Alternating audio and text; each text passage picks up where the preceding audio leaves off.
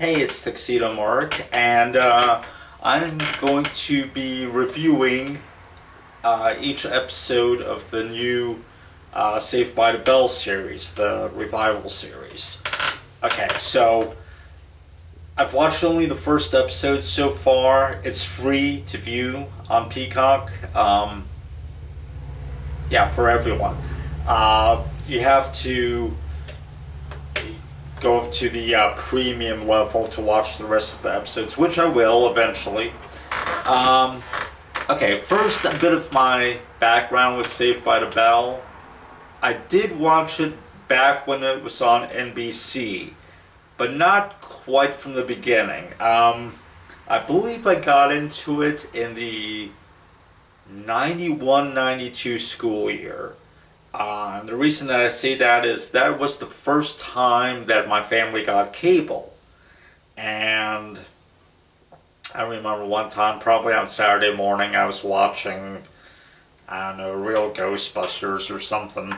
And I was talking with my friend Mike on the phone, and I guess I was talking about Ghostbusters or whatever. And he's like, you know what you should watch? Saved by the Bell. And I never heard of it before.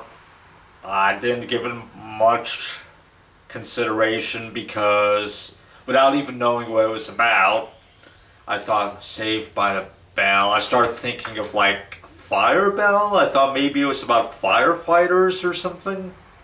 Yeah, so I just didn't think about it. But when we got cable, I just happened to like turn on like WGN America. And the first episode that I ever saw of Saved by the Bell, was probably on a weekday afternoon or early evening or whatever, was The Gift, which is actually an early episode of the series. It's the one where Scrooge got the power to see the future. And I didn't know who Zack and Slater were, and Screech, I thought Screech was a weird name. But I got into it. And I eventually saw every episode of the series. Yeah, Saved by the Bell was actually in syndication way back then, before it even left NBC. In fact, I think probably some episodes, some early episodes that were held back until later seasons on NBC, I think they might have premiered in syndication first. Not quite sure about that, but, you know. Mark Paul Gosselaar keeps talking about how Saved by the Bell exploded in like the mid-90s when it entered syndication.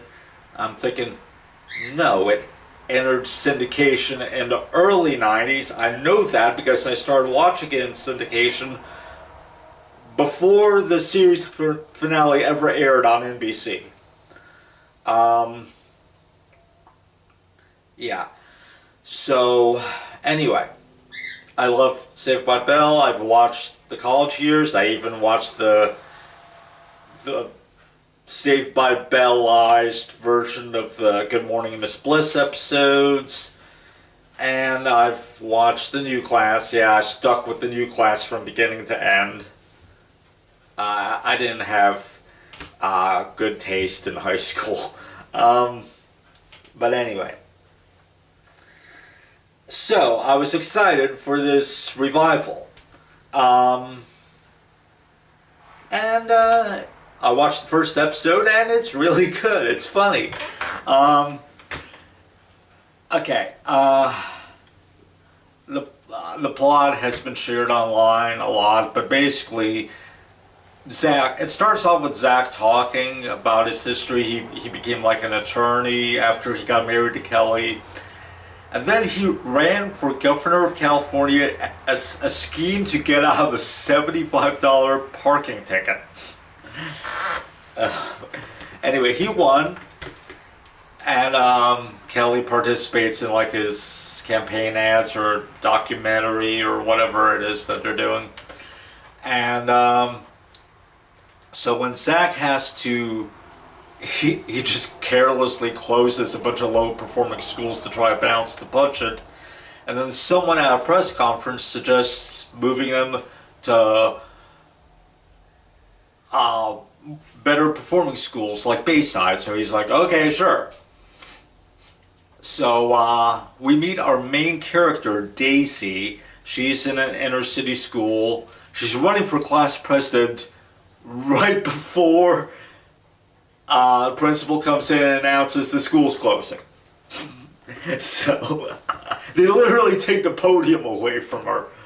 Anyway, she and her friend, and I'm going to try to memorize these characters' names eventually. She's got a friend named Aisha.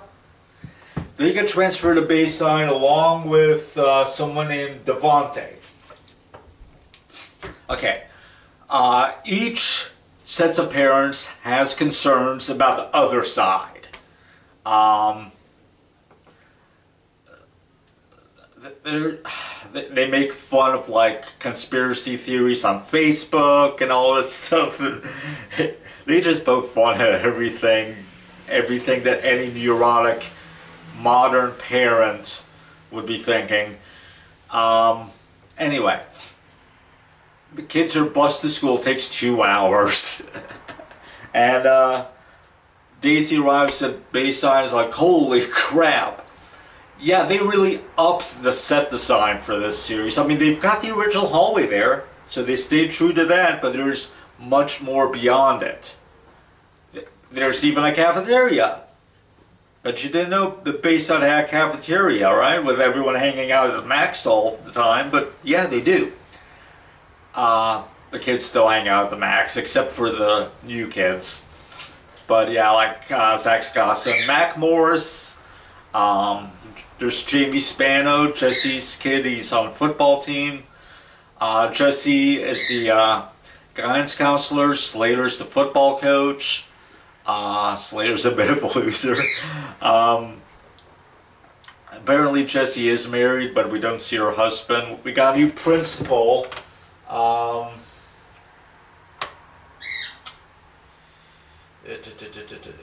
Ronald Todman. Now, he's taken over from Mr. Belding, apparently. Now, I don't know if they're acknowledging the new class, if that's in continuity, but in the series finale of the new class, Mr. Belding left Bayside to accept the position of Dean of Students at the University of Tennessee at Chattanooga. Now, any number of things could explain Mr. Belding's absence. I don't know if they're having the new class be in continuity, because starting with season 2 of that series, Mr. Belding got a new office.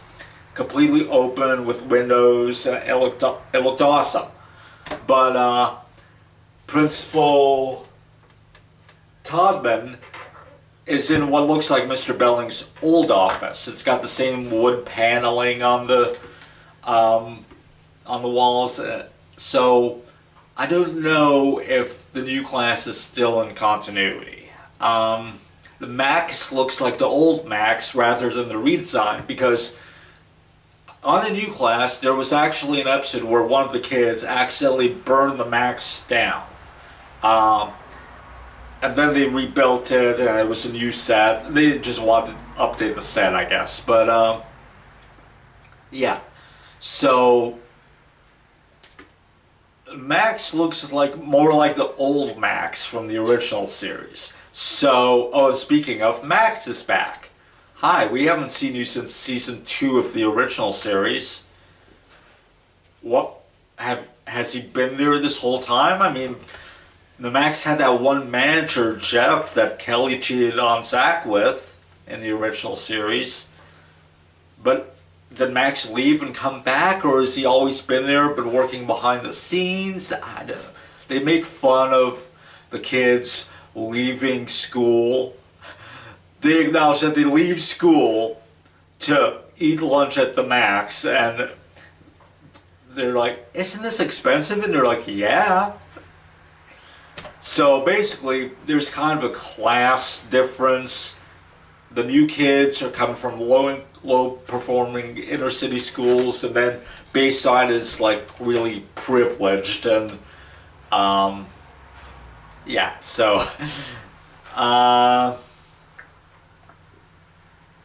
Jamie Spano actually bears kind of a passing resemblance to Slater. Um, there's also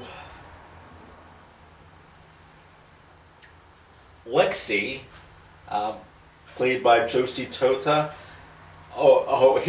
She's got a fun name, Lexi Haddad de Fabrizio. So, I'm guessing she's like half Arabic, half Italian. I don't know. Um, but anyway, she's transgender. They mention it like once, but they don't make a big deal out of it or nothing. She's also a producer on the series, along with Zach, Kelly, Slater, and Jesse. They're all producers. Let's see.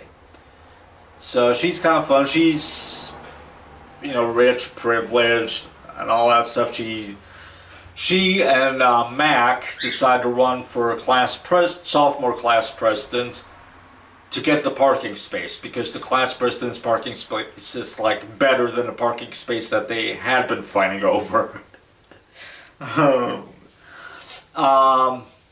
When Daisy and Aisha arrive at school and they have to walk a great distance from where the school bus dropped them off, and they pass all these high-end cars that all the students drive. It reminds me of the series premiere of Beverly Hills 90210, where it starts with shots of expensive cars.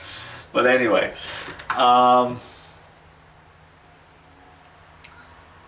so Daisy wants to run, but she is completely like unplugged. Her mom won't let her get a computer or a smartphone because she'll take nudie pics, supposedly. And apparently her family's gotta be like very Catholic, because when Daisy decides to submit her, she wants to run for class president, principal's like, fine.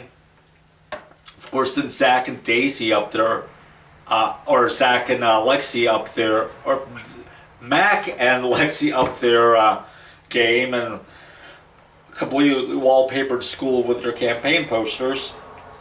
Apparently, Daisy has to reserve a spot on the wall using the Bayside app, which she doesn't have, obviously. Her mom got her Zach Morse style cell phone from the 80s.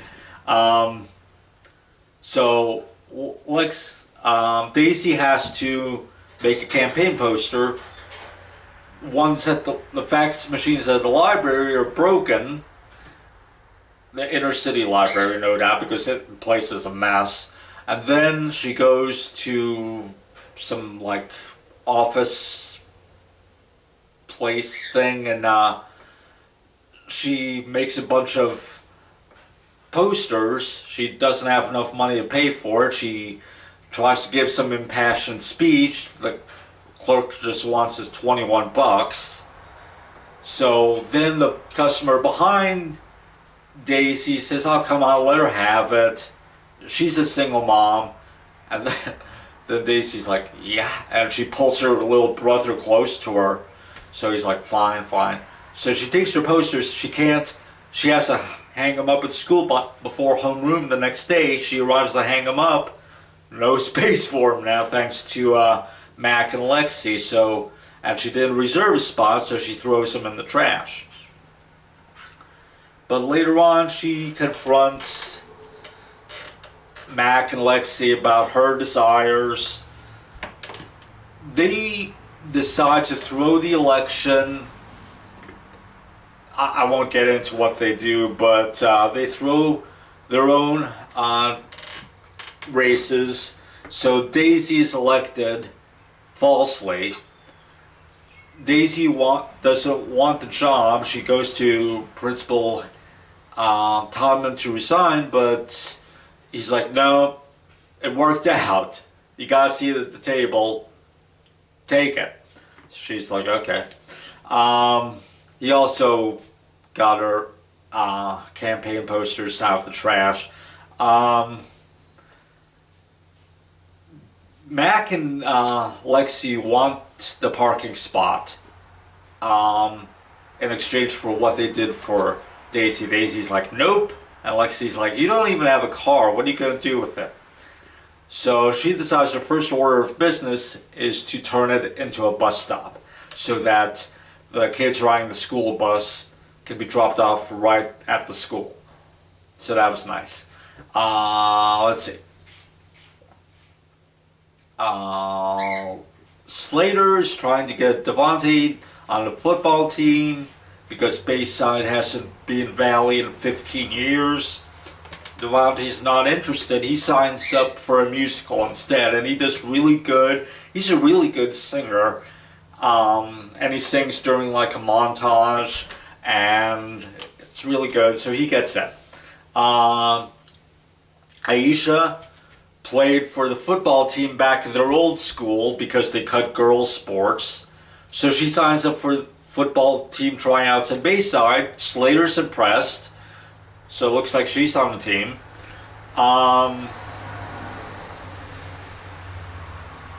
Let's see. So yeah, I think I covered everyone's storylines.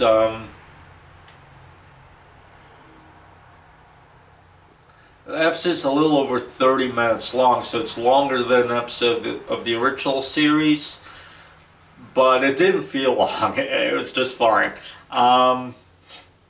It's good to be back at Bayside. So, what else is there to say? I like all of the new kids. They're all pretty funny. I'm gonna try to memorize their names, I swear. Let's see. So we got Mac, Jamie, Lexi as the OG Bayside crew, and the newcomers are Daisy, Aisha, and Devontae. Okay, got it. Now I just gotta memorize their last names. But anyway. Yeah, I look forward to watching the rest of the episodes, and I will review each of them. One thing that I want to point out that's interesting is that whole thing with Mac and Lexi fighting over a parking space. That's probably a callback to Tori's first episode from the original series, because she parked her bike in Zach's parking space and he was trying to get it back, so that's probably a callback to that. And there's lots of little references to the original series to various episodes. I'm not gonna get into all of them, but apparently one of Jesse's books that she wrote about parenting, she her title basically references her caffeine pill freak out from the original series, so that was funny.